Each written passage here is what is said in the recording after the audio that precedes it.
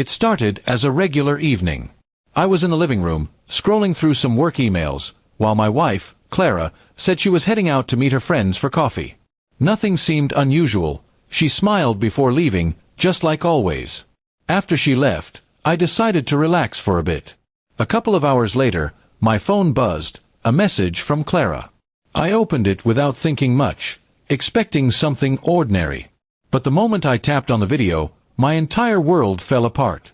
The video wasn't meant for me. Within seconds, it was clear. Her tone, her words, the way she spoke, it wasn't for a husband. She was talking to someone else, laughing softly in a way she hadn't with me in a long time. I froze, disbelief washing over me. My chest tightened as I realized what I was watching.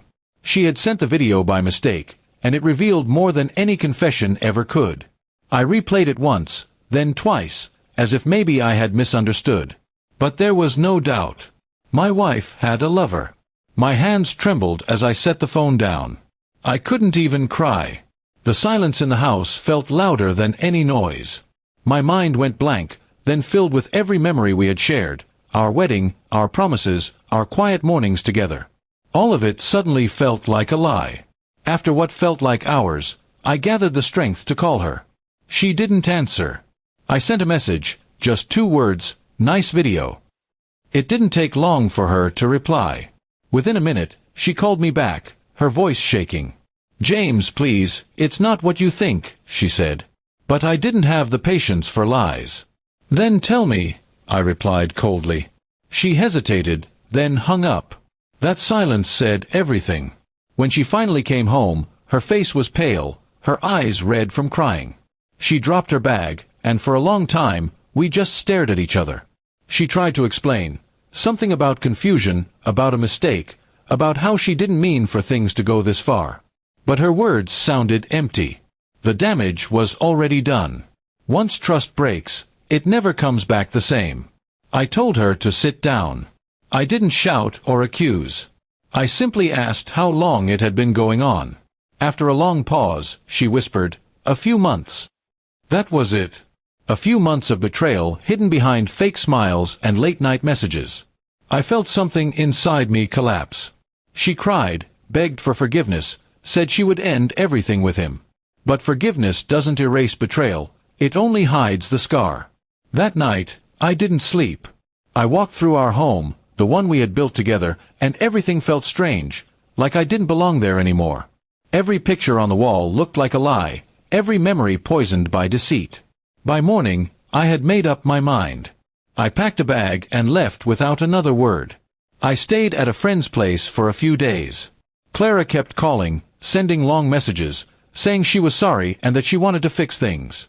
But each message only reminded me of that video. The image of her speaking so softly to someone else haunted me. It wasn't anger anymore, it was heartbreak. The kind that drains the life out of you slowly. After a week, I agreed to meet her one last time.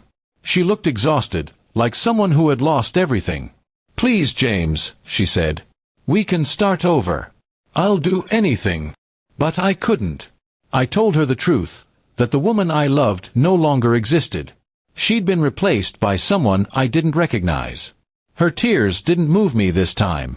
I had already cried enough for both of us. I simply told her I'd be filing for divorce and that I hoped she found whatever she was looking for. She nodded silently, knowing there was no saving what she had destroyed. Months passed, and I slowly began rebuilding my life. It wasn't easy. The pain lingered, sometimes showing up in the quiet moments when I least expected it. But with time, I started to feel lighter. The betrayal had broken me, yes, but it had also taught me something. Never ignore the quiet changes in someone's heart. Clara moved away eventually. I heard from mutual friends that she regretted everything. Maybe she did. But regret doesn't undo the past. It doesn't bring back what once was. I learned to live with that truth. Now, when I look back, I don't feel anger anymore. Just a deep sadness for what we could have been if honesty had mattered to her as much as love did to me.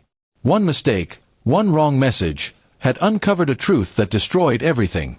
But it also freed me from a lie I didn't deserve to live in. And sometimes, that's the only kind of closure life gives you. The truth, no matter how painful it is.